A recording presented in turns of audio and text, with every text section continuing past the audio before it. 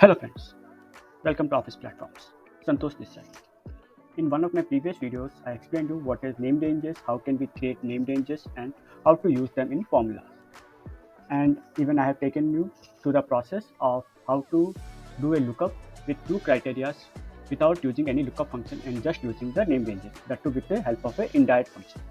And at the end of the video, I explained you we should not only stick with the indirect function, we should also use the switch function or choose function because indirect function is a very volatile function.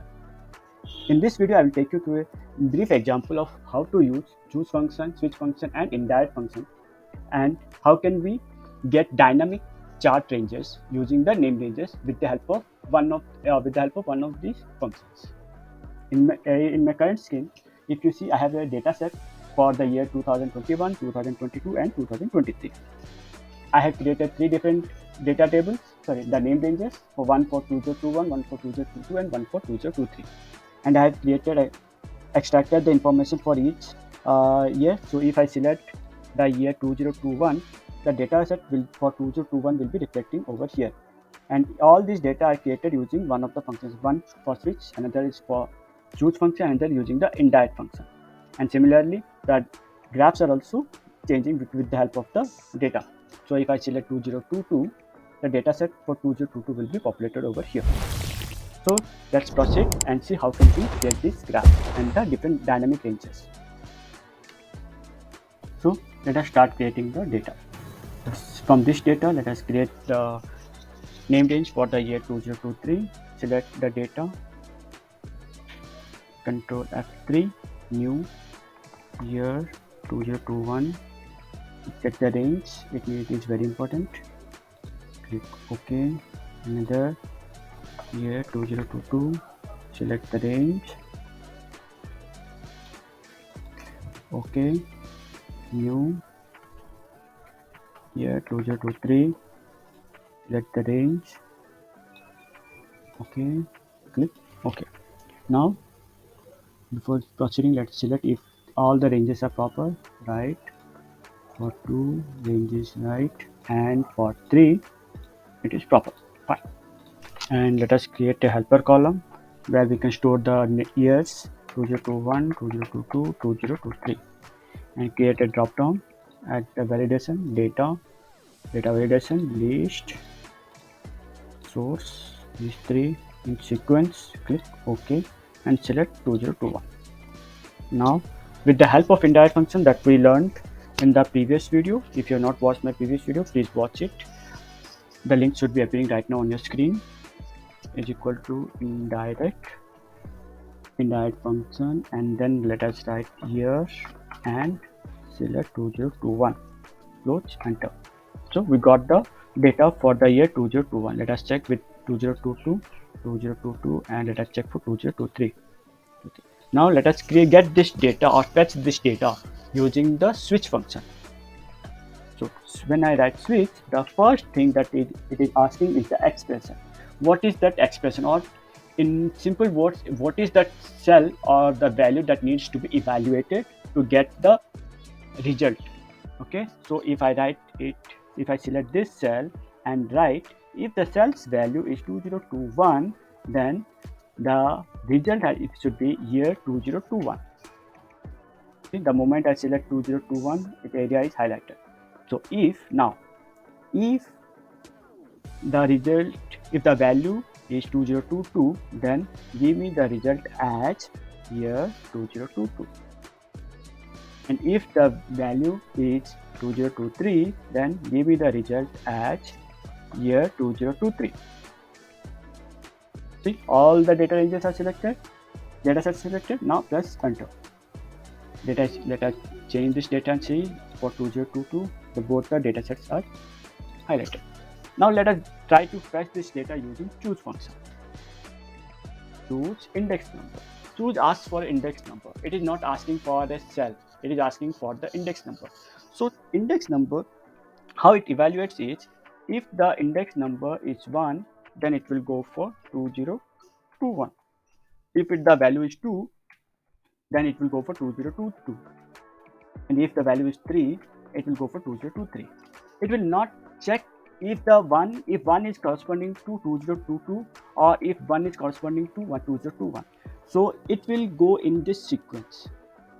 If it will go in this sequence, let me show you with the example what I mean. So let us say choose index number. Since it is asking for the index number, we need to see what is the position of this 2021 of the given range. Okay, so for that what will we do? I will use match the lookup value of 2021 in the given range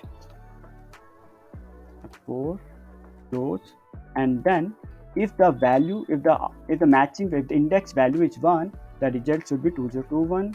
If the value is 2, then result should be 2022. Sorry, it has to be year, like that. Year 2011, 2022, and year 2023. Close. Till now everything is fine. 2022, 2023. Now what I'm trying to explain is that if this sequence for choose is changing, so what is the position of 2021? It is 1. Position of 2022 is 2. Position of 2023 is 3. What if I change the sequence of this? Say it has 2023 and 2022. See how it is impacting.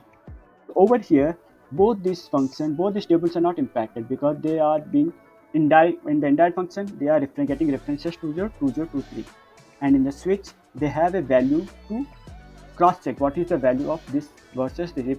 If it is 2021, it will be giving us the year. We have already given that the instructions, but in choose it is asking, it is checking the position of 2023 in the given range. So if I move it to 2023 as the first and 2021 as second, see how it gets changed. If I change it to 2022, the data for indirect function and switch function is right, but for choose it is not working properly. As long as the sequence is correctly defined and not being changed in future, choose is the best option because we don't have to write a lot of arguments in it. Okay, so let us bring it back to normal. 2021, 2022, 2023. Now, since we have the data sets handy with us, let us create bar charts very quickly. Insert bar charts for 2022. This one, copy this, paste it, change the data, select the data sets, let's do this one, and this, click OK, Ctrl C and paste. Select the data and total score, click. So now if we change it for 2023, the data set is in that I add labels, data labels. Now let us create a dynamic header or the chart title, data, the year, and select this, enter. Let us select the header, select all, formula bar is equal to, select this one, the value, enter. Same for this one, the switch function graph is equal to, enter, and same for the choose function, equal to. Let us format the data.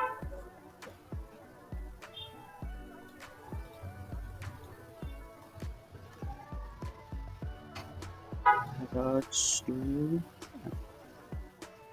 F10R, same for this, shift F10R. Let a small formatting, shift F10R, shift F10R, and small changes for the graphs also. Let us select this, and for this and this. So our data is ready. If I select 2021, the graphs are changing. So if I select for 2022, the data is changing, 146, and if I select for 2023, the data is changing. So this was all about the dynamic ranges for graphs using name ranges and different approaches that we can follow to get this data. Either it can be indirect or switch or choose. So as long as our data is very limited, we can go with indirect. If we have very huge data, we should always go with either switch or choose function. In case this video added value to your knowledge regarding Excel, then please give it a thumbs up. Thank you.